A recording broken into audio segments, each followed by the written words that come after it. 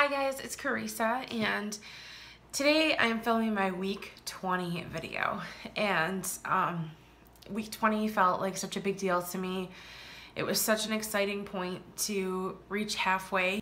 If you have been following me for any length of time during this pregnancy, you know that I just feel like every day is a gift, and I'm just in complete awe of my life these days. Everything is just so positive and in such forward motion, and I just feel so much love around me. I want to make sure that I stress that because I keep notes in my phone throughout the course of the week, and then when I get ready to film my video, I usually print the list out, and I'm just glancing at my list and it seems very negative. And I think you'll understand why, especially any women who've ever dealt with any kind of body image issues or weight issues, or obese women who are or hope to become pregnant, or becoming pregnant immediately after or during a weight loss journey. So I hope that doesn't bother you. I feel like a lot of women can relate. I feel like even women that someone like, in my position, I feel like even women that I would perceive to never need to have an issue with their body because they wear like a size 6 and they look like they've never had a diet before. I think even women like that can relate to having body issues. So I hope that that isn't upsetting or alienating to anyone, but I just wanted to make sure that I stress the fact that I feel absolutely euphoric about my life these days. It takes my breath away to think about things. I just sent out baby shower invitations a couple days ago. I just can't believe it. So as you know, week 20 is the halfway point in a pregnancy, in a 40-week pregnancy. It's perceived as the halfway point, and my next milestone to look forward to is week 24 for viability. And we have an event coming up next month, mid-month, actually about a month from now. Mike's brother is getting married, so we'll be taking a trip, and there's not a lot involved, but we do have some obligations and some things that we have to prepare for in the meantime. So I have a feeling the next month is going to go by pretty quickly, and by that I mean the next 4 weeks. So I'm excited about that. And even just the fact that we're halfway through August already, I feel like August just started. So it is definitely, it's all moving so fast.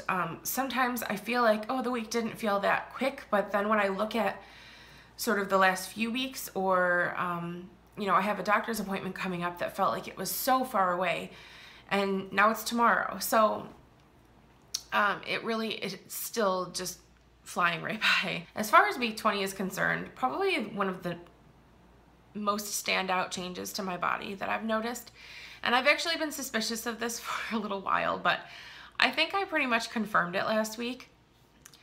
I think I have pregnancy nose. And I don't know if there's an official term for that, but I'm sure many of you have known someone who's had this happen, or it's happened to you, where your nose just becomes larger when you're pregnant. And I don't have a very big nose, so I guess I really don't care about that. And I also think that the size and shape of my nose fluctuates a lot. Through different periods of time in my life, I've felt like my nose has changed a lot. And my nose is also a weird subject to discuss because for years, for practically all of my life, I've had people ask me if I've had my nose done, or if my nose is real. Who asks people that? And I've been self-conscious about feeling like I have a pig nose and all sorts of things, just all throughout my life and my youth. In fact, I think I have a baby picture with my cute little pig nose. So just, I don't dislike my nose in any way, but I'm noticing that it seems larger, and I can tell. Some of you might know that I had a staph infection in my face. The doctors thought it was a staph infection because they couldn't, I actually went to the hospital too soon, because if it had swelled up more, they could have gotten like a needle in there and sampled whatever was causing the swelling. But I feel like I'm getting sort of flashbacks of some of the things I was seeing then, just the way my pores looked larger and, you know, more spaced out. And so I feel like I can definitely say for sure my nose is getting bigger. I hope it doesn't get too much bigger, but who cares? Honestly, there is so much worse that could happen during pregnancy. There really is. So I guess I don't really care, but it's weird. So please excuse the gratuitous amount of contouring I will be doing to my nose. I've been doing a lot lately just because I was suspicious of it, but now that I feel like I can actually say for sure my nose is getting bigger, it's just gonna be brown. I'm just gonna put bronzer on my entire nose. One of those things that can happen during pregnancy that's worse than getting pregnancy nose is carpal tunnel. And I know I've talked about this a little bit in the past, but it seems to be, and I haven't had a chance to ask a doctor about it. I'm hoping to bring it up at my appointment, but it seems to be what I'm dealing with. And not just specifically in my hands. I've tried to do a little bit of reading because I'll find that in the joint of my arm, it feels really swollen. It's that like really just sort of almost bloated, crampy, arthritic feeling. It's enough to keep me from falling asleep if it hurts badly enough. I did have to break down and take 2 Tylenol last night so that I could get some sleep because it just felt like there was just this radiating ache in my arm. So I plan to ask about that. I did Google it, and it is something women experience, and a lot of women claim that that's actually carpal tunnel. That's like a part of carpal tunnel. It doesn't only affect your hands and your wrists. So that may be the case. I'm not sure. Like I said, I haven't asked a doctor about it, but it was enough to keep me from having, I mean, listen, I was being stubborn. I was trying to avoid taking Tylenol, even though I know I can. I don't know why. I don't know why I do that to myself, but one day last week, I barely got anything done. I felt really lethargic and kind of moody. I kept sleeping because it was the only thing I felt like I could do, but it was hard to sleep because my arms hurt so badly. And it's mostly my left arm. Of course it is, because it's got to be the arm that, it's got to be an arm that would make you worry, right? So it was only my left arm really, but I have felt it a little bit on the right side. And then of course, having the difficulty closing my hands all of the way for the first few hours that I'm awake. Sometimes it comes back before bedtime also, I've noticed. So it'll hurt and bother me and my hands will be kind of, you know, just like they need the oil can until, I don't know, like noon, 1 o'clock, and then they're fine. And then sort of around 7:30 or 8, it starts to happen again. I'm just trying to avoid things that aggravate that. Like I'm not doing any dog grooming because it's really hard to hold on to the blade for extended periods of time and, you know, sort of angle my wrists. I just don't have the maneuverability, and then it bothers me a lot after the fact. So I'm trying to just avoid certain activities that would aggravate my hands, or I don't do things like try really hard to open a jar that's difficult to open. I ask Mike to do it for me. Just little things that I know will add up throughout the course of the day and make my hands that much worse. I have noticed that there's no rhyme or reason for why my hands hurt some days and then barely hurt the next, except for fruit. I can tell that sugar is an issue, and I wasn't going nuts. I wasn't having ice cream, but I was eating a lot of fruit, a lot more fruit than I should have been, and it just very slowly got out of control. It started with having a few red seedless grapes after dinner, and then I felt like I wanted them multiple times a day. I bought pineapple a few times. I was definitely overdoing it with the fruit, and I was eating just far too much of it. So I realized that that was not helping things, and that's also probably affected my weight as well. I'll talk about that in a minute. But I cut the fruit out completely. I said, that's enough, Carissa. I mean, it's to somebody with insulin resistance, which is what I've been suffering with for years. It's just as bad as eating a Snickers bar. I realize that there's different nutrients and vitamins, and there are other aspects to that food versus a candy bar that make it better for most people. But for me, the negative aspect of taking in that fruit and metabolizing it as sugar the way that I do versus how my body would respond to eating ice cream or a candy bar or whatever, it's virtually the same. Fruit and sugar and carbs were actually preventing me from even being able to conceive. So the fact that once I cut those out, I became pregnant 3 times in 1 year tells me your body is not okay with that. Stop eating it. And honestly, sometimes I wasn't even enjoying it that much. It was just like I felt like I was getting away with something. Like, when you're not pregnant anymore, you can't eat fruit. Because I do plan to go back to my low-carb diet once I'm done being pregnant. But I guess I was just trying to justify, like, oh, I should have fresh produce while I'm pregnant. And fresh produce just became strictly just obscene amounts of fruit. And I know that that's just not good for me. I have tried to reel it in a little and be closer to low-carb-ish than not.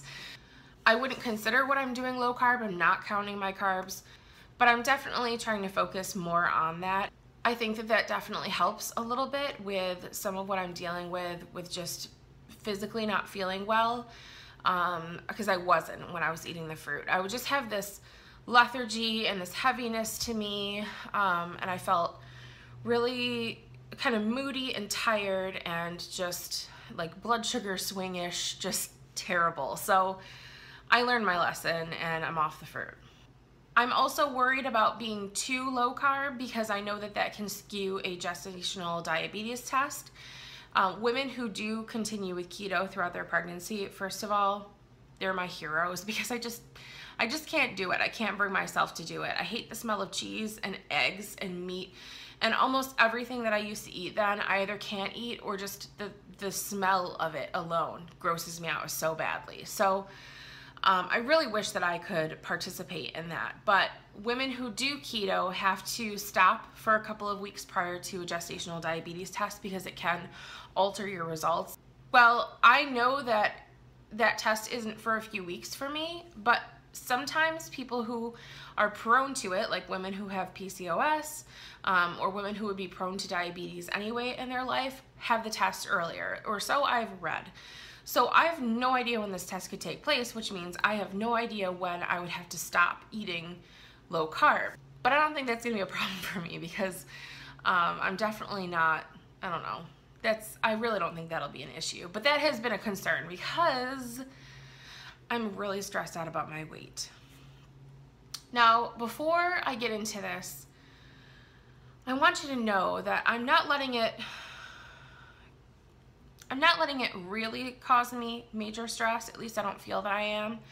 And I also want you to know that I'm being slightly forgiving of myself, but I definitely feel like it's always on my mind. I feel like every time I get on the scale, I weigh more than I did the day before or the time before. And I realized that I would gain weight being pregnant. I know that. But coming off of a weight loss journey and really focusing on losing weight so that I could become pregnant, I think has altered my reality in terms of the things that I can or should do to maintain a healthy lifestyle while pregnant versus not. And I guess what I mean by that is I feel like I have it's just like before I found keto. I feel like I have no control over or full understanding over why certain foods affect me the way that they do. Of course, that's not true, but I feel like some days I'll eat really well and I'll drink a lot of water and I'll feel proud of the way that I conducted myself that day. And it will not help me physically. On the scale, it will not be reflected. That's fine, I understand. One day's worth of changes doesn't fix things. But once I've done that for a week, I feel like there should be some kind of benefit. And I'm not trying to lose weight, but I'm just scared because I've almost gained 20 pounds. As of last week, last week into this week, I'm sitting at 18 pounds gained since the start of my pregnancy in March. And that's kind of scary. I was really hoping to not have gained this much by this point, but I also don't really know what's normal. I was under the impression that the more rapid and the larger bulk of my weight gain would happen from this point forward, which still could be true, so that scares me. I haven't had a doctor say anything to me about my weight, but I think that the last time I saw a doctor, which was the OB that I'm no longer going to see, I think I had only gained 14 pounds by that point, and he never brought my weight up, but I never did either. I never said anything to him about having concerns. Hi guys, it is almost 3 weeks later, and I was so excited because I was finally gonna have some really good uninterrupted editing time tonight. And I realized that I had lost a whole half hour of footage on my week 20 video. So the whole second half of that video was gone. I had said way too much to just make a little note, like a little end screen at the end of that video. And I feel like week 20 is a big week, and I had some things that I really wanted to cover, and I didn't want to put my videos up out of order. So that's why I look completely different clothes. It is almost 3 weeks later. Luckily, I always email my lists to myself that I make about what goes on during the week. So I still have that to reference, and I know where I need to pick up next. I'm sorry if you can hear my cats eating dinner, but if I didn't feed them first, they would have screamed through this whole video. One of the things that happened in week 20 that was kind of upsetting was Mike and I had a final discussion regarding hiring a doula. It was just strange because for me it was something that just seemed like it wasn't really negotiable. It was something I just planned to do if I was ever able to get pregnant and plan very loosely my birth. I wanted to have a doula present, mainly just because of my inexperience, and you guys know I have a lot of stress and anxiety regarding giving birth. I'm really nervous about it not going well, about, you know, potentially not making it through the birth. And I know a doula is not going to save my life, but I feel like that's a good positive distraction, and someone who really knows about the different things that can be done to make me more comfortable and maybe more centered, and eliminate some of the chaos that I could experience mentally as well as physically, honestly. And everyone has different reasons why they would like to have a doula present, but for me, the main thing was my anxiety level. So I went to a birthing class and met up with a woman who works through a center in the area. It's a place where they have prenatal yoga and lots of different classes, and you know, you're assigned a doula that you work with through your pregnancy. And they did just happen to have someone who was available for my due date, because I know that that fills up quickly. And, you know, I've been told that some women hire a doula the day they get a positive pregnancy test. They want to make sure that someone's available, especially if it's a specific person that they want. And I had waited quite a while, partially just out of disbelief that I was getting to a place where it was okay to start planning for those sorts of things. I did meet up with her, I think, towards the end of week 19, and I went to one of the classes. And I received the information packet and brought it home. And the cost for the service in its entirety was around $800. It might have been a little more or a little less. And there would have been a $350 deposit. And I know that I saw that already on their website before I went, and I know that that can vary from city to city and from person to person based on their experience and how many people they take on, things like that. And I'm not saying that that isn't a lot of money, but it's not so much that it would have given me pause and made me think that this would be something that Mike wouldn't be okay with. But he did express to me that he wasn't comfortable with spending that much money on that service. And the main reason was because he was actually kind of hurt. He, in his mind, believed that all of the things that I explained to him that a doula would do for me, that he had fully intended to learn how to do and help me with. And I was a little surprised. Not so much that he was upset that he wanted to do those things himself, but just that he said no. And I feel like I realize how that sounds, but he doesn't really say no to me very often. And if there is any situation where there's something where he doesn't agree with me, and there's something that, you know, we need to discuss, we will discuss it, and it's very, very rare that it doesn't come up in my favor.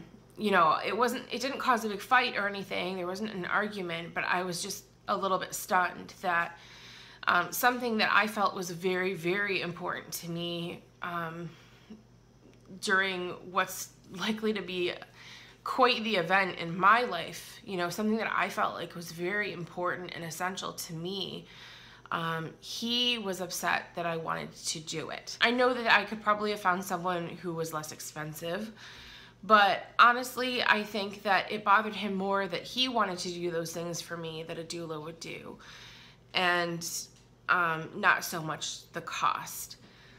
The frustration I had there is just his complete lack of knowledge and experience. That was the whole point of having a doula.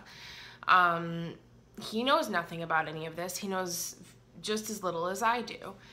And I said, you know, the doulas that I was speaking with, they have certifications and extensive training, and most of them have given birth themselves at least. And you know, they've got experience working with other people.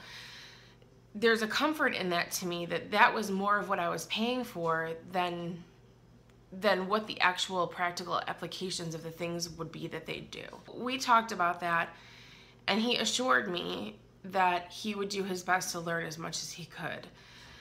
And really at that point, it became more about just wanting to trust my partner and feeling grateful for him, because that's really sweet. It really is. It completely defeats the purpose of what I wanted. And I know, I don't know, I don't want to say this, but I just know he's going to fail me in some of those aspects, because he just will. I know that that's the case, but the fact that he wants so badly to take on that role for me and learn as much as he can in his limited amount of time to do so, with his busy schedule and with all the other things we have to do, I can't help but just completely appreciate that. I did purchase for him the Men's Guide to Pregnancy or something like that. So I purchased that for him, and he just finished that. I also just got a copy of the Birth Partner, I believe it's called. And that seems a little bit more dry, and that's definitely a lot more lengthy. He promises that he's going to read it and do his best to absorb that information. If there are documentaries, television series, other books, if there are any other resources that you would recommend for our particular situation, I would love your input. Because he'll take in any information that I'm willing to provide for him, but I just don't even know where to begin on the resources for that. He says that he has been doing research on the role of a doula and the different things that he can do, and he says that he's gonna just do his best to learn. One of the things that I find absolutely adorable, and this might not have been a week 20 thing, but I did forget to mention it in the next two videos that I recorded.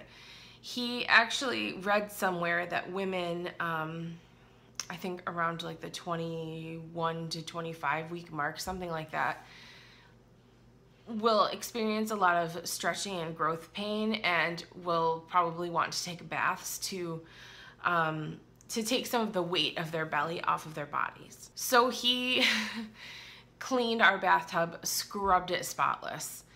I've never seen our tub so clean, and he kept asking me, please, will you please take a bath? Will you please take a bath?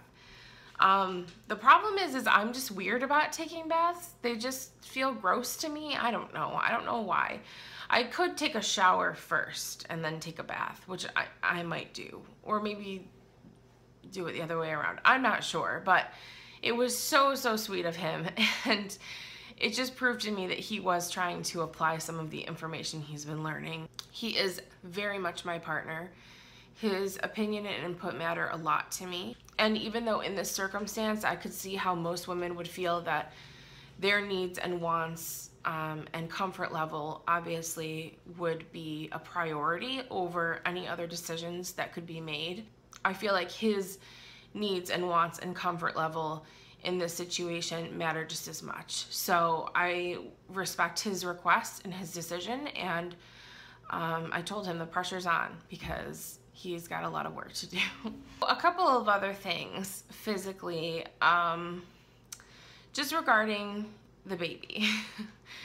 I started to feel movement, but not consistently. It would just be for small patches throughout the day.